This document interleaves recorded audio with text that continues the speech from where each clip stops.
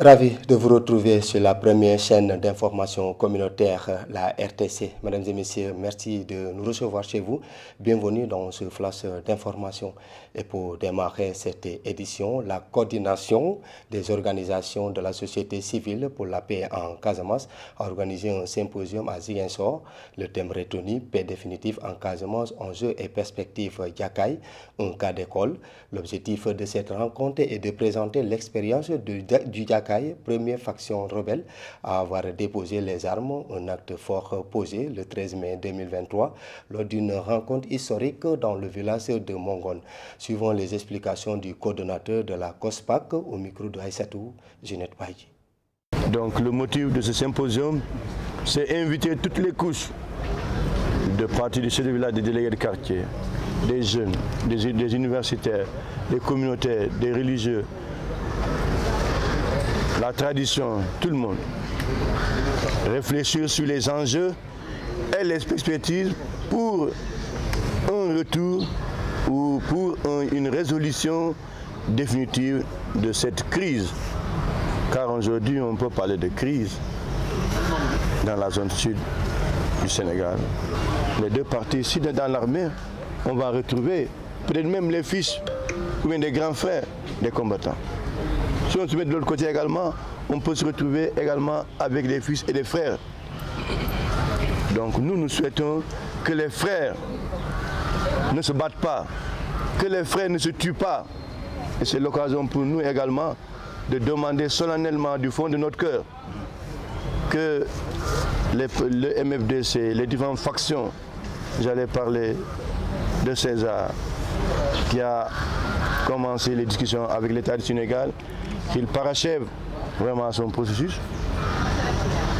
Le nouveau leader en la personne de Vieux Hendry, de Compass, de Adama Sané, de la faction du front de Salif, les dissidents, tous, nous la société civile, nous les invitons à aller à la table. Et puis ce mardi, les travailleurs des collectivités territoriales de la mairie de Sédhiou ont observé un sitting pour réclamer les meilleures conditions de travail.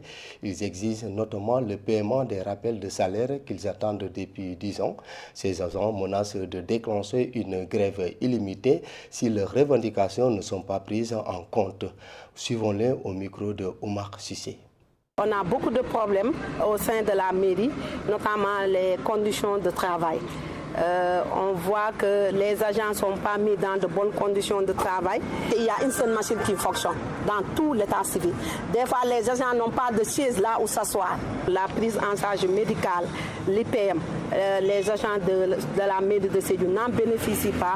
Nous, on suppose qu'on ne nous considère pas.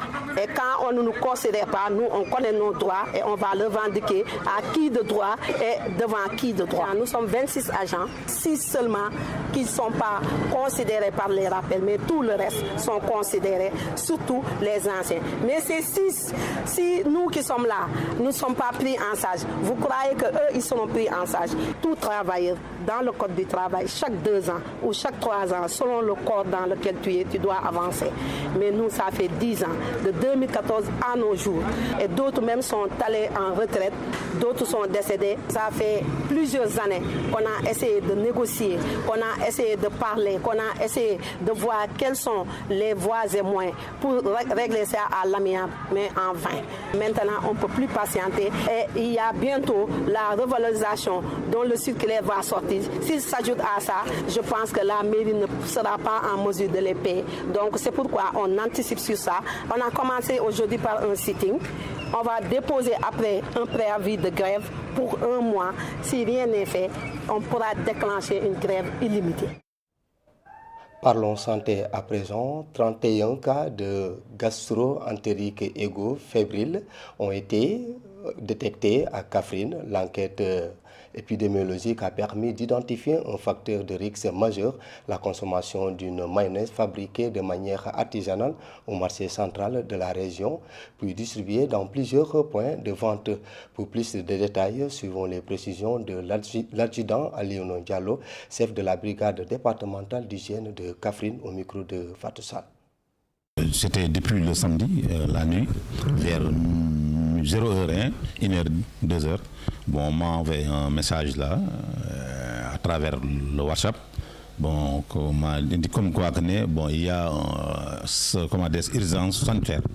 Bon, et puis j'ai demandé au gars qui m'a envoyé ce message-là quel est le problème. Il m'a dit que paraît-il, il y a des personnes qui ont mangé de la mayonnaise au niveau des gargotes.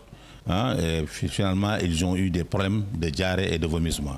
Bon, ils sont allés à l'hôpital au niveau des postes de santé, on les a internés là-bas pour la prise en charge. Après cela, bon, mon raisonnement m'a dit d'aller s'enquérir du gars qui vendait, qui faisait la livraison de ces produits, de ce produit. Sur les lieux, on ne l'a pas trouvé sur place.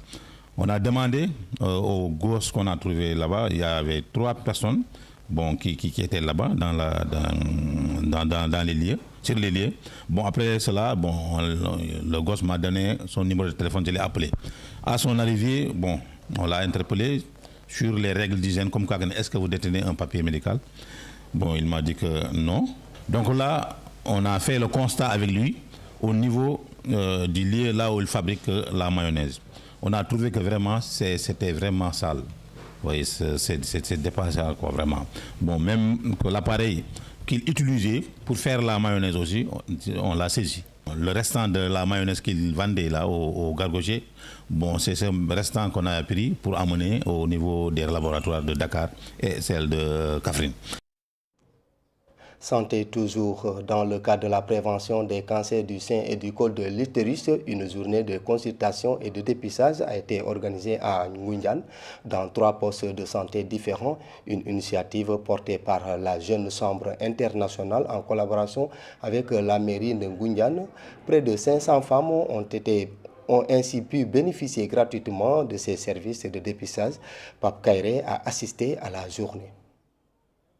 Les postes de santé de Sewkhaï, Ngoundiane Centre et Diak dans la commune de Ngoundiane ont été choisis pour abriter cette journée de consultation et de dépistage des cancers du sein et du col de l'utérus. L'objectif visé était de faciliter aux femmes l'accès aux examens préventifs. Le cancer du sein. Le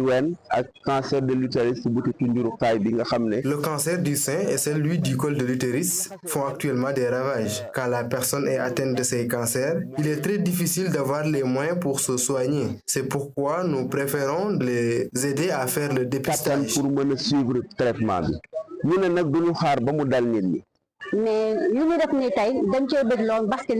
C'est une très bonne initiative. C'est pourquoi le maire, en partenariat avec cette ONG, est venu aider la population.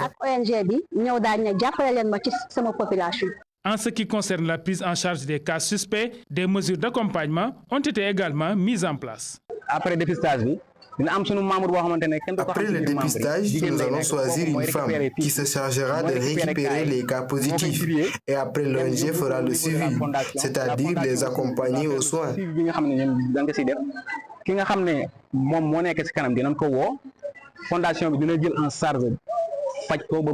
Cette journée de dépistage gratuite est vivement saluée par les femmes. Cela nous permettra de voir si nous n'avons pas de cancer et si on l'a, ils vont nous accompagner au soin.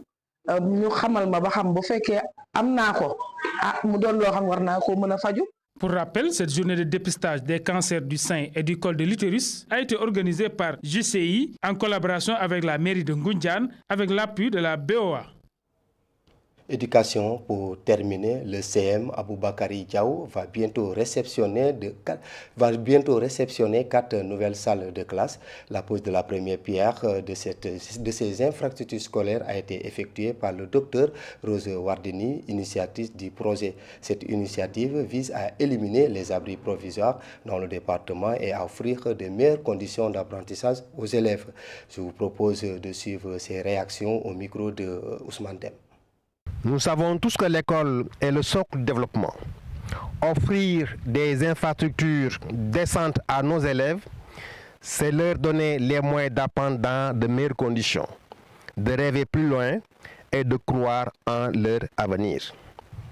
Ces 4 nouvelles salles de classe permettront d'éradiquer les abris provisoires, de désengorger les classes existantes, d'accueillir plus d'élèves dans un environnement propice à l'apprentissage et de renforcer la qualité de notre enseignement. Elles sont un cadeau inestimable pour notre communauté éducative. Je voudrais remercier chaleureusement tous ceux et celles qui ont rendu possible cela. Madame Rose Wardini, Madame Awacham, Monsieur le préfet département, Monsieur Lief, Monsieur l'inspecteur de l'éducation et de la formation ici représenté, mais également toutes les autorités locales, administratives et coutumières qui se sont investies. Les parents d'élèves également, et même les élèves qui sont au cœur de notre mission. À travers ce geste, vous avez posé non seulement une pierre dans un bâtiment, mais une pierre dans l'édifice de l'avenir de nos enfants. Puisse cette construction inspirer d'autres initiatives et que l'esprit de solidarité et d'amour pour l'éducation continue de grandir dans vos cœurs. C'était plutôt le principal du CM Aboubakari qui nous parlait. Voilà, mesdames et messieurs, c'est cet élément qui met fin à cette édition sur la première chaîne d'information communautaire, la RTC. Tout à l'heure à midi, vous aurez le journal en polar. Quant à moi, je vous retrouve dans quelques jours. Merci, au revoir.